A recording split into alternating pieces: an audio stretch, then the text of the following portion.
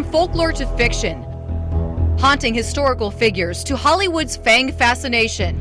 I am Dracula. For centuries, vampire tales have terrorized and tantalized mortals. The vampire in fiction is an immortal, undead, blood-sucking individual who stalks the night. Northeast Ohio author and National Merit Scholar Michelle Belanger studies vampires and the fledgling fantasy.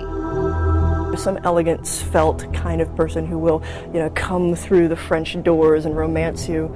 He's the quintessential demon lover. But that's fiction, right?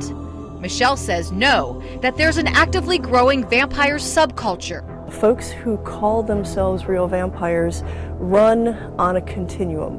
There are those who drink blood. There are those who really just adopt the vampire as a fashion archetype.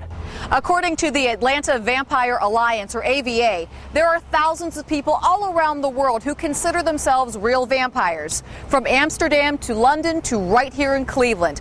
But they say they aren't out trolling around cemeteries at all hours of the night, and they aren't satanic and sacrificing small animals.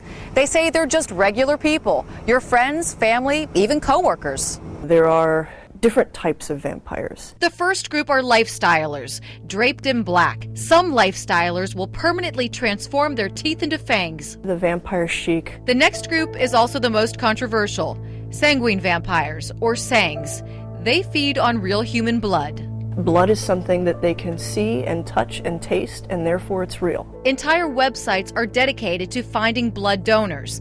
This site discusses drinking animal blood, but many sangs feel that only human blood is best. What you are getting is the energy out of the blood. Mal is a sanguine vampire that we spoke with by phone to protect his identity.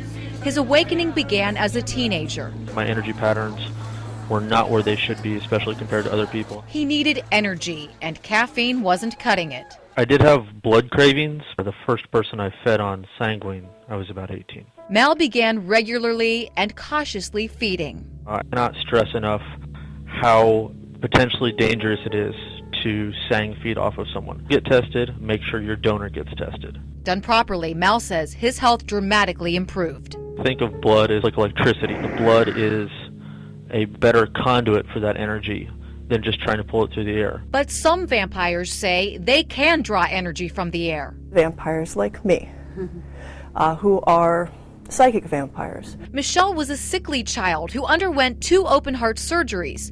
She had experimented with meditative energy exercises and absorbing energy from classmates and crowds. The fact of the matter is we all interact with one another on this energetic level. It's breath, life energy, laying on of hands of light techniques, or Reiki, any of the energy healing techniques, it functions on the exact same principles. The only difference is instead of putting energy in, you're taking it out. It worked. Until I just kind of went through this period where I'm like, nobody's going to take any of my academic work seriously if I persist with this. Then one day, she collapsed. They actually asked me if I would be willing to be put on a heart transplant list. And in my world, the third time is not a charm. Immediately, Michelle called a friend for a feeding. And the next day, I was back to lifting weights. I was fine.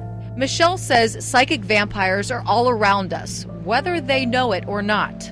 Very aggressive, dominant people who get up into your space, and by the time they're done with their confrontational behavior, you feel drained. Both vampires say they would never feed on someone against their will. They don't melt in the sun, wooden spikes are for tents, and garlic's a great spice, but nothing more. I think the word vampire is a stumbling block for a lot of people. I know that by the fact that I call myself a psychic vampire, the extreme skeptics are going to go, well, sure. But don't take my word for it. Go out and find an experience and judge for yourself. Suzanne Stratford, Fox 8 News.